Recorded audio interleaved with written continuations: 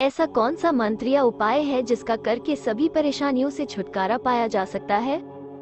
इस संसार में ऐसा कुछ भी नहीं जिसका कोई समाधान ना हो। जैसे हर सवाल का जवाब अलग होता है, वैसे ही हर परेशानी का समाधान भी अलग होता, और वैसे हर एक काम के लिए मंत्र भी अलग अलग होते हैं। परेशानियां तो अपने सत्कर्मों से ही खत्म हो जाती हैं। जैसी परेशानियां उन्हीं के अनुरूप लोकहित के कार्य, यज्ञ तथा ज्ञान दान आदि। सबसे पहले तो मनुष्य में धैर्य और फिर विश्वास हो मंत्रों पर, तभी मंत्र कार्य करता है। और मंत्र ही क्या, संसार की प्रत्येक चीज में विश्वास की बहुत अहम भूमिका है। जीवन कष्ट से गुजर रहा हो तो कौन से मंत्र का जाप करना चाहिए? जब आप मुश्किल समय से गुजरते हैं तो आपको आत्मबल की बहुत जरूरत होती है, और इस शक्ति को प्राप्त करने के लिए आपको जिन मजबूत हाथों की जरूरत होती है, जिनको थामकर आप फिर से खड़े हो सके, वो हाथ मेरे लिए तो हनुमान जी के ही बने। वो समय जब हम पूरी तरह से निराश जीवन से और टूट गए थे अंदर ही अंदर, तब बस एक उम्मीद से हमने उनका सहारा पकड़ा था कि वो मुझे पार लगा देंगे इस भंवर से, क्योंकि घर पर नानी और मौसी का उन पर बहुत यकीन था, और हमें याद था कि मौसी ने भी उनको ही याद किया था जब वो परेशान थी। इस तरह हम उनसे जुड़ गए, लेकिन हमारी स्थिति ऐसी कि न तो हम मंदिर जा सकते थे और न ही उनकी विधि विधान वाली पूजा। एक बात अच्छी थी कि हम इन सब में ज्यादा विश्वास भी नहीं करते थे, इसलिए हमारी पूजा केवल मन की पूजा थी, जिसमें किसी तामझाम की जरूरत नहीं थी। लेकिन फिर भी कमजोर शरीर और कमजोर मन से हम हर संभव कोशिश करना चाहते थे। हम बस घर में उनके सामने बैठे रहते और आंसुओं से उनका पूजन करते। समझो, हमने सुना कि उनका चोला चढ़ाया जाता है तो मन किया कि हम भी ऐसा करें, लेकिन हम तो जा नहीं सकते थे, इसलिए अपनी छोटी बहनों के हाथ उनका चोला हर मंगलवार चढ़वाने लगे, और जितने समय तक वो मंदिर जाती हम भी बस उनका ही चिंतन करते। इसी तरह दिन गुजरते रहे और स्थिति बदलने लगी। फिर एक दिन मौसी के बेटे ने बताया कि उसने 11 दिन सुंदरकांड का पाठ किया तो उसे बड़ा अच्छा लगा। उसकी बात सुनते ही हमने सोच लिया कि उनका पाठ हम भी करेंगे, और इस संकल्प के साथ हमने उनका पाठ शुरू किया, और आज हम पूरे विश्वास के साथ कह सकते हैं कि उन्होंने हमारा जीवन पूरी तरह बदल दिया। अब तो हमारा सबसे मजबूत रिश्ता है उनके साथ, और हम कोई नियमित पूजा पाठ नहीं करते, बस उनको हमेशा याद करते हैं और धन्यवाद देते हैं। हम अब उनके साथ जब भी बैठते हैं तो एक खुशी महसूस करते हैं, और स्वयं के प्रति एक सुरक्षित भाव हमेशा ही रहता है। उन्होंने हमें दुनिया को देखने का नया नजरिया दिया है, और एक विश्वास दिया है कि मुझे हमेशा सही रास्ता दिखाएंगे, और उस रास्ते पर हम भी पूरी ईमानदारी से चलकर अपनी मंजिल तक पहुंच जाएंगे। हमारे क्षेत्र में एक व्यक्ति है, बहुत ही अंतर्मुखी है। उन्होंने मुझे एक गूढ़ विद्या बताया है। जैसा आपके प्रश्न का उत्तर जो होना चाहिए वो मुझे उन्होंने बताया। आपके जैसा प्रश्न मैंने उनसे पूछा। उन्होंने कहा, क्या तुम मंत्र जप को बहुत ही सरल समझते हो? मंत्र जप करने बैठ गए और हो गया, बस ऐसा नहीं है। अगर तुम सच में कुछ पाना चाहते हो तो पहले अपने आप को योग्य बनाओ, और वह योग्यता कैसे आएगी यह मैं तुम्हें बताता हूँ। अभी तुम किसी से कुछ मत मांगो, पहले अपने जीवन को सरल बनाओ, दिनचर्या में बदलाव करो, परिवर्तन लाओ, आहार और विचार में खासा परिवर्तन करो, जीवन को इतना सरल बनाओ, इतना सरल बनाओ, पूरी तरह प्राथमिक जीवन जीना शुरू कर दो। इसका अर्थ यह है कि जितने भोजन में आपके शरीर चल सके उतना भोजन करो, जितने वस्त्र आपके शरीर को जरूरत है उतने वस्त्र का प्रयोग करो, सत्य ईमानदारी को धारण करो, विकार को पूर्ण रूप से त्याग दो।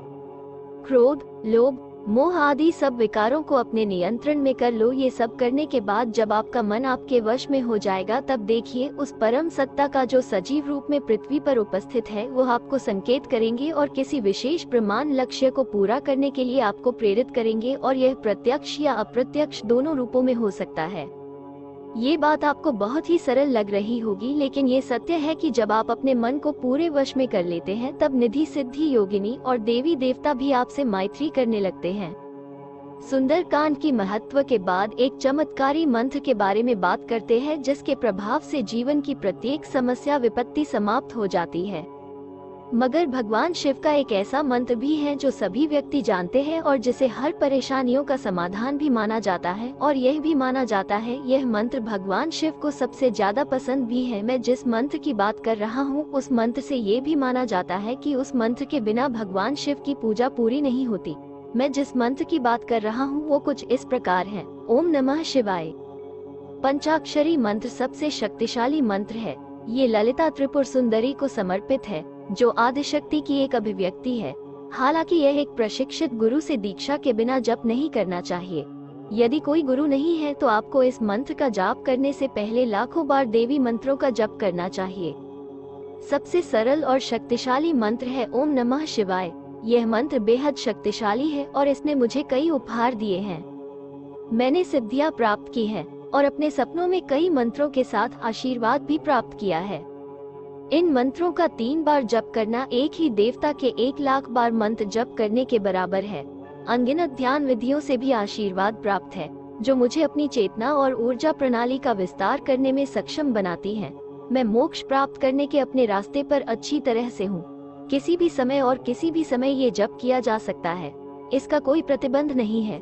कोई भी इस मंत्र का जप चलते फिरते किसी कार्य को करते हुए कर सकते हैं।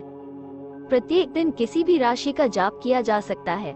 मैं व्यक्तिगत रूप से इसका प्रतिदिन 10,000 बार जप करता हूँ, लेकिन इसका 3 बार भी जप किया जा सकता है। जितना अधिक आप इसका जप करेंगे उतना अधिक लाभ होगा। मैं हर किसी को हर दिन 1008 बार इसका जाप करने की सलाह देता हूँ। इसमें लगभग 30 मिनट लगेंगे। आइए शक्तिशाली पंचाक्षरी मंत्र के बारे में विस्तार से बात करते हैं। ओम नमः शिवाय पंचमहाभूतों का प्रतीक है। इस मंत्र की शक्ति से ही 5 मुख वाले शेषनाग ने धरती को अपने फन पर उठा या साध रखा है। ओम नमः शिवाय मंत्र का जो भी जातक जाप करता है उसे धरती पाताल के स्वामी शेषनाग भूमि धन्य धान्य से लबालब कर संपूर्ण गरीबी दरिद्रता का नाश कर देते हैं। ओम नमः शिवाय मंत्र पहली बार भगवान शिव के मुख से प्रकट हुआ था। ये शिव के एक रहस्यमय गुरु मंत्र है। ओम नमः शंभवाय च मयो भवाय च नमः शंकराय च मयस्कराय च नमः शिवाय च शिवत्राय च का अंश है। ओम नमः शिवाय मंत्र जपने के पहले इसका विनियोग किया जाता है। ये रहस्य बहुत कम लोगों को ज्ञात है। ओम नमः शिवाय मंत्र के मौखिक या मानसिक रूप से दोहराया जाते समय मन में भगवान शिव की अनंत व सर्वव्यापक उपस्थिति पर ध्यान केंद्रित करना चाहिए। मंत्र जपते समय किसी ज्योतिर्लिंग, अपने सद्गुरु, किसी भी शिवलिंग अथवा अपनी नाभि पर ध्यान केंद्रित करने से तुरंत फलित होता है। ओम नमः शिवाय मंत्र का एक पुरस्चरण 5 लाख मंत्रों का होता है। गुरुमुख से प्राप्त इस मंत्र के 5 लाख जप करने से साधक एक श्री लगाने का अधिकारी हो जाता है। साथ ही उसकी गरीबी, दुख, तकलीफ मिटने लगती है। परंपरागत रूप से इसे रुद्राक्ष माला पर 108 बार दोहराया जाता है। इसे जप योग कहते हैं। ओम नमः शिवाय मंत्र को कभी भी गाया भी जा सकता है, परंतु गुरु द्वारा मंत्र दीक्षा के बाद इस मंत्र का प्रभाव बढ़ जाता है। मंत्र दीक्षा के पहले गुरु आमतौर पर कुछ अवधि के लिए अध्ययन करता है। यह मंत्र प्रार्थना, परमात्मा प्रेम, दया, सत्य और परम सुख जैसे गुणों से जुड़ा हुआ है। सही ढंग से मंत्र जप करने से यह मन को शांत, आध्यात्मिक अंतर्दृष्टि और ज्ञान लाता है। ये भक्त को शिव के पास भी लाता है। परंपरागत रूप से ये स्वीकार किया गया है कि इस मंत्र में समस्त शारीरिक और मानसिक बीमारियों को दूर रखने के शक्तिशाली चिकित्सकीय गुण हैं। ओम नमः शिवाय मंत्र के भावपूर्ण पाठ करने से मन की शांति और आत्मा को प्रसन्नता मिलती है। जीवन में कभी भी आप परेशान होते हैं या आप अपना आपा खो बैठते हैं, तब आप सभी चाहते हैं कि शांति रहे, लेकिन शांति आपको छोड़ने का विकल्प चुनता है। भौतिक संसार में जो भी पीड़ित ओम नमः शिवाय मंत्र की मधुर आवाज में डूबता है, वो सुरक्षित हो जाता है। उसके बाद सब कुछ बहुत ही सकारात्मक होने लगता है। ओम नमः शिवाय का मंत्र आपको अंदर से ठीक कर मजबूत बना देता है। अपनी आत्मा को शांत करने के लिए इसे 24 घंटे चलते फिरते जपने की आदत बना डालें। ये पंचमहाभूतों की सिद्धि हेतु अनोखा है। ओम प्रणव है, अक्षर नहीं। अक्षर वे होते हैं जिनका अर्थ होता है। ऐसे ही माँ को स्कंद पुराण में प्रणव रूपी बताया है। माँ का भी कोई अर्थ नहीं होता। माँ सिर्फ माँ होती है। माँ तो सब बच्चों का प्राण होती है। माँ की ममता और त्याग के कारण ही भोलेनाथ को पूर्णिमा तिथि का निर्माण करना पड़ा था। इस मंत्र का निरंतर जाप करने से जीवन में भटकाव मिटेगा और अपार सफलता भी। जीवन में नए आयाम और परेशानियाँ धीरे धीरे अपने आप ही समाप्त हो जाएगी।